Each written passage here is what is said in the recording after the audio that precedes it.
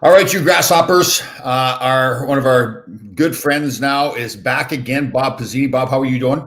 Doing really good. How are you today, Tom? I'm doing real good. So, just a little quick background on Bob. 26 years in the Navy, was awarded the Bronze Star. Is on the board with me down in Virginia Beach of the Warrior for Life Fund. We're trying to get a new building set up, a new arena for military people coming back. They've had a lot of. It's been amazing, right? Like kind of the therapy it's been for guys to come back and get playing hockey. I think both from the kind of that team standpoint and the exercise and it too. So, something I know you and I are both very proud of being on that board. Without a doubt, absolutely. It's great therapy for people coming back from deployments. It's a great way to reconnect with your family members and all things ice. Awesome.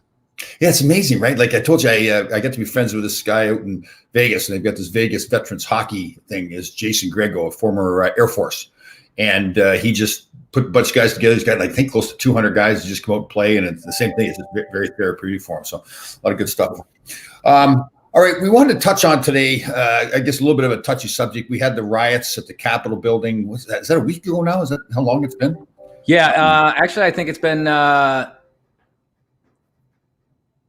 Do I still have you, Tom? Yep, I'm here. Yep. Okay, sorry about that. I had a little technical difficulty on this side. Yeah, I think it's been about a week and a half or so since that happened, and still a touchy subject. Still a lot of arrests. You know, there was a lot of Virginia residents participated in that, so we see it on the local news. This person locally arrested, that person locally arrested. So it's a local thing, I guess, for us. So from a military standpoint, when you see that kind of stuff happen, I mean, it's a threat to the country, right? I mean, it's the Capitol building. That's the capital of the United States. That is a threat. You know, this insurgent threat. It's a threat. It's there's probably a better word because their ability to truly overthrow the U.S. government, what it was and is, very, very limited. But it's a threat nonetheless. It's a threat to the personal safety, obviously, of the people that protect that building, because sworn officers died during that, and it's a threat to those who participated, although some may not be very sympathetic. Any death under these circumstances is a tragedy. So obviously the people that are assigned to guard the Capitol building and all those buildings in Washington, they train for this all the time, right?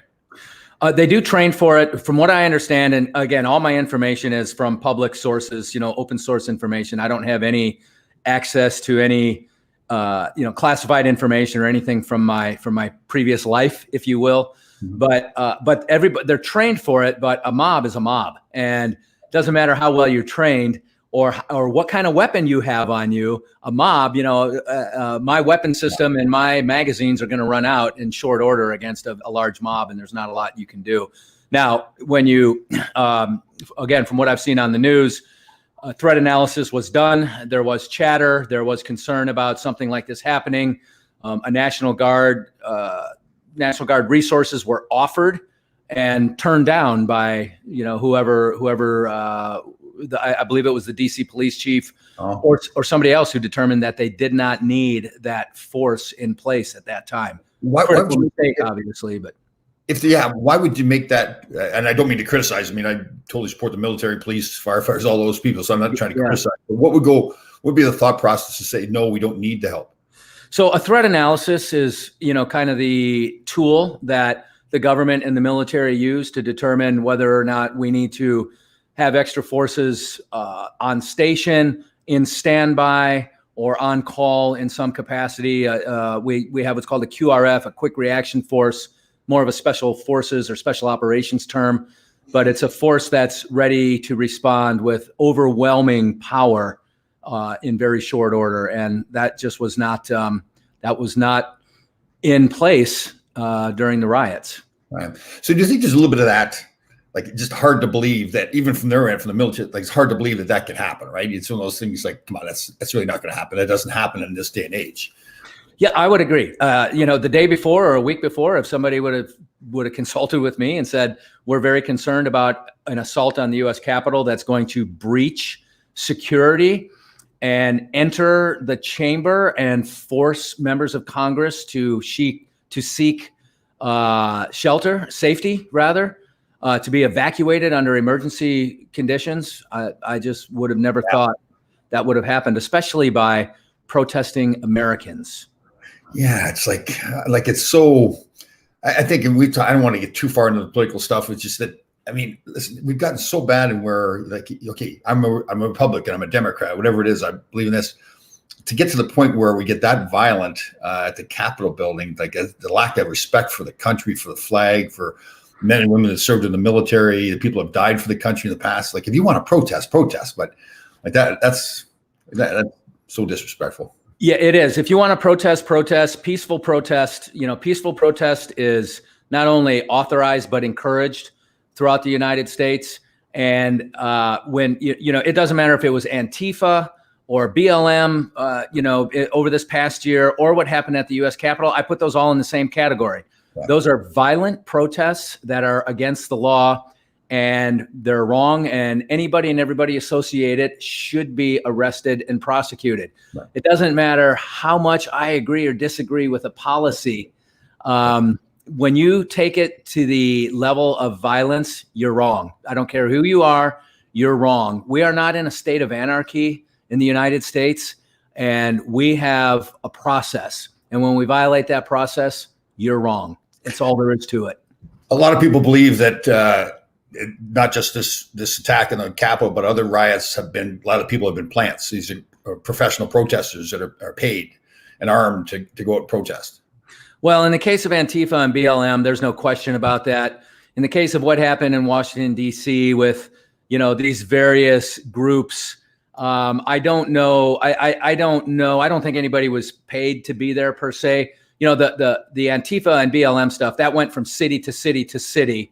And they were prepared. We all saw that video of the U-Haul truck with all the frozen water bottles and the signs and the Roman candles and all the things that they were prepared to use to assault the police. And let's not forget, firing Roman candles at police officers, throwing frozen water bottles and bricks, and those are weapons. Yeah. And those acts are wrong. Those acts are wrong and should be prosecuted. Right. But I don't think there was these paid protesters. I don't think that was part of what was going on in DC. I think those are people who are, I hate to use the word, but fanatic. They're radical in their beliefs, and they did what they did because they're radical in their beliefs. So as a police officer, I know, like, it's different for you going over and, serving the country and everything. When that kind of stuff's happening, I mean, yes, you're trained and you're armed and everything like that, but the adrenaline rush and the ability to really control yourself, I mean, that you're scared you got to be scared for your own life too, right? So it's like that mental balance between defending what you're supposed to defend and taking care of yourself and trying not to kill people, right? I mean, you're trying not to kill some people, but you got to defend yourself. So that's going to be a tough challenge, right? Yeah, it's tough. You have to make split-second decisions that you weren't prepared for. Not that you haven't been trained overall, but the police on duty that day were not expecting all security emplacements to be overrun. They were not expecting a mob to literally take control of that building. They weren't prepared for it. So they have to make split-second decisions. Somebody inside the building decided to shoot that young woman, that 14-year Air Force veteran who was killed. Right. That was a split-second decision. I can't judge right or wrong.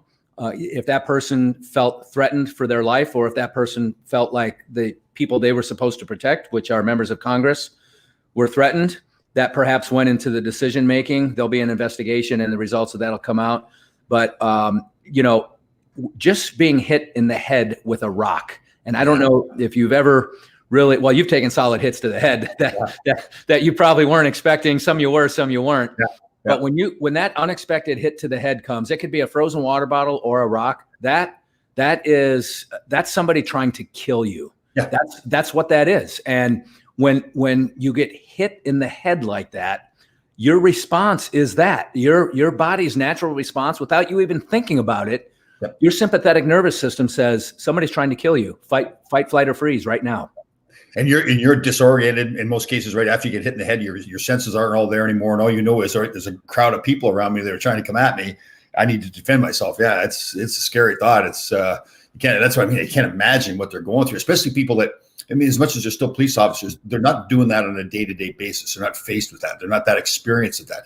Maybe some of those people that were in there had never faced something like that before. Yeah, well, most of them probably have not. I mean, even though we've been at it for the better part of 20 years, to face a mob like that is, well, unfortunately, it's become common in the United States. Yeah. When you look at Portland, when you look at Chicago, when you look at Seattle, facing those mobs is becoming more and more commonplace. Even here in Virginia Beach, 39 businesses were damaged at the oceanfront last, I believe it was April or May. I can't remember exactly, but maybe it was June. I believe it was June. 39 with the police present, but the police, they didn't want to incite any further, and so they limited their engagement. And 39 businesses were vandalized, damaged, looted. Right. So you were in service when 9/11 occurred, correct? I was, yes. Where were you stationed at that point? I was actually stationed at EOD Mobile Unit 5, Guam. At that time. I was the officer in charge of a counterterrorism detachment of all the cool assignments they have at the time. And it's funny, I'll tell you a quick story. So Guam is, I think, 12 or 13 hours ahead of the U.S. in terms of time.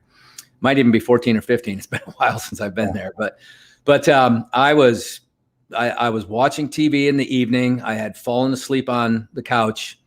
My thumb was on the remote control, and I jolted. For how sometimes you jolt in your sleep, and my thumb hit the button. It switched a couple of channels, and boom, there was, I believe it was CNN, and there was the the aftermath of the first aircraft flying into the tower. Wow. So as much as we talk about in the Capitol building, is that thinking the day before or the morning of, you never would have thought that that's what you're going to be facing, right? So it's the same thing with 9/11. You're thinking, like, now we kind of just assume, okay, yeah, there was planes, but to think that somebody was going to fly planes into buildings here with people on board the planes, we never would have thought that, right? I mean, it just never occurred to us. Never would have occurred. The people who went to work in the Twin Towers that day certainly never thought of that. The mayor of New York, the police chief, the police, fire, EMS, all the responders that day, none of them, I think, thought for a second that something like that not only would happen that day, but would ever happen. Right.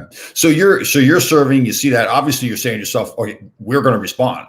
Right. So what happens in your mind now? I mean, is another gear kick in? Yeah. So first of all, everybody, especially on a special operations counterterrorism team, we want to respond. Everybody called me within an hour of that happening, and they basically said, "Hey, boss, did you see what happened? And what, if anything, do we need to be doing right now?" And we actually brought in the team about 2 hours later, and we just did an inventory of our equipment, made sure we were ready to answer any call at a moment's notice and be ready to deploy. So that's what we did. Counterterrorism, right? That's the tip of the spear, right? I mean, yeah. Well, so it's a cool job. It's a dangerous job, and one that I was lucky enough to have during my time in the military. A direct action counterterrorism team. So, but what had to happen, and what took some time, is for the U.S. to figure out exactly what did happen, who was responsible for this, and what if anything would the U.S. do about it. And obviously that all played out. Right. So do you mind me asking, so what happens with you and your team? Did you get called into? So we were prepared to deploy. We received soft orders, if you will, that said you guys will be deploying to this place at this time. And ultimately, we did not deploy at that early stage. Our area of response for counterterrorism in the world was not Iraq or Afghanistan. It was Asia, and out of our called an AOR, to pull us area of something that leadership wanted to do at that time. They wanted us to be available in our AOR, and of course, we were there for specific reasons to begin with. Right. So so you're training to, like, you get to know Asia. That's your territory. So now go to Iraq. I mean, you could still go to Iraq and those places, but you're not necessarily trained in those places. You don't know the terrain there and the locations as well. Is that accurate? Is now we could train up and brief up for it in short order, but the allocation of forces is just that. We have forces allocated around the world. Everybody has an AOR, an area of response. We are organized through our geographic commanders. So we have Central Command, we have Northern Command, we have Southern Command, we have Africa Command now. We have PACOM, Pacific Command, which is who I was assigned to during that time. I was assigned to PACOM, and PACOM essentially, which is the largest geographic, they're called geographic combatant commanders, but PACOM, the Pacific Command, is the largest geographic combatant commander when you consider Asia, Pacific Ocean, South China Sea, that kind of part of the world. So you're leading a team of men. How many men in your team? 6. So we kept 6. We had 6 people that were up and ready to deploy at any time. And to maintain those 6 up and ready to go, we had about 12 that were in various stages of training, readiness, medical, etc. Okay, so now you're training. Now this happens. Is it kind of a sense? I guess it's kind of a sense. Okay, yeah, this is what we trained for. Let's go do it. Oh, we all believe me. Every single one of us said, we went to our officer and said, "Hey, we're good. Put us on the next. I don't care how we get there. What it is. Just put us in the fight. Just put us in the fight. Just get us there, and we'll figure it out." But the leadership being smarter than us, they. But that's the way you want it. The same thing as a hockey team, right? You want the guy sitting on the bench to say, "Let's go. I'm ready to play, coach. Put me in," right? Exactly right. Same thing. Same dynamic. So what's your role then at that point? I mean, obviously you've helped train your guys in your team. I mean, you want the guys to be fired up and ready to go, but you've got to kind of maintain some calmness too, right? Yeah, there's a steady hand that we have to have. We have to maintain our skill set and keep in mind EOD, explosive ordnance disposal, cut the red wire, cut the blue wire. Our skill set is to be fully up on what we think the terrorist tactics are. Make sure that whatever we think they're doing, we have countermeasures for, and we can, not only respond to the terrorist threat or the terrorist incident, but fight our way in and fight our way out in the process. So I guess you can kind of relate what I'm going to ask you here to being on a team or being a boss or being a parent at home. There's got to be that chain of command, right? Like you give an order. Right. And I mean, but maybe I've watched too many movies. So the captain or whatever gives an order and somebody below him doesn't agree with the order and they start arguing with him about it. Does that happen? Or do they say, no, it doesn't matter if I agree with it or not. This is the order. Yeah, well, I would say because in special operations, just about everybody is a type A personality. It does happen. But at the end of that discussion, or what we call dynamic tension, right, where we can attack the idea or the concept, but we don't attack the individual. And ultimately, after everyone is heard, then what the boss says is what happens. That's the way we're going to do it. So usually, mission planning is a process that includes most of the tactical level operators. But at the end of the day, the mission commander makes the decision, and everybody on that team will follow that mission commander's orders. So as a leader, then, do you think you should encourage the people below you to question the orders as long as they do it the right way? Yeah. So, it's not, the answer to that is yes. It's not so much question orders.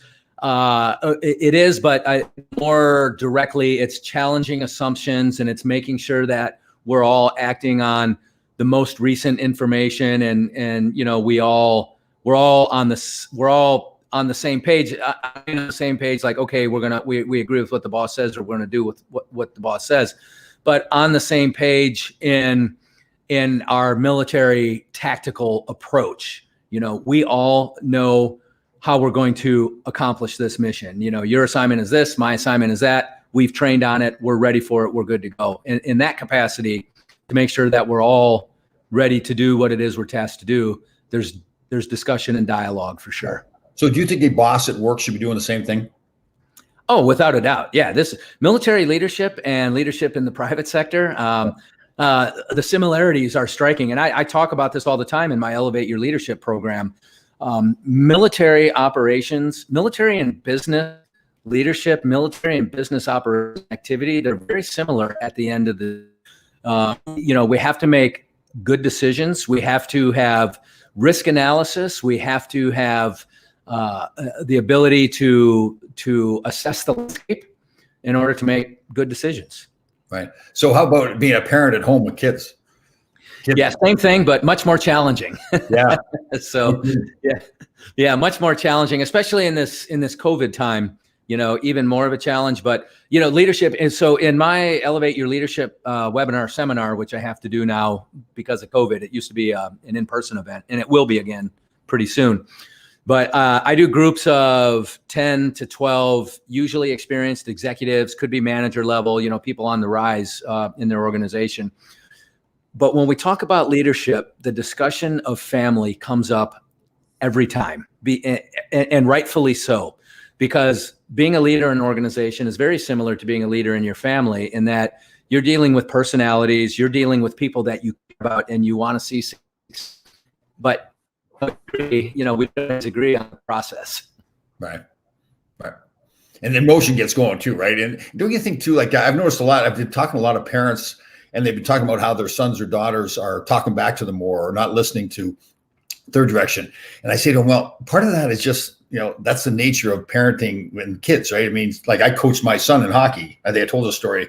He was a goaltender and I kept telling him to get out of the blue paint, to get out and challenge the shooter more. Would never listen to me. Another coach walks over and says at one time, get out of the blue paint, Shane. He gets out of the blue paint. So, and I probably was the same way with my father, right? I mean, for whatever reason, you love your father, you respect him, but it's the same voice all the time. And so sometimes it takes a different voice to come along to send somebody off in a different direction. So.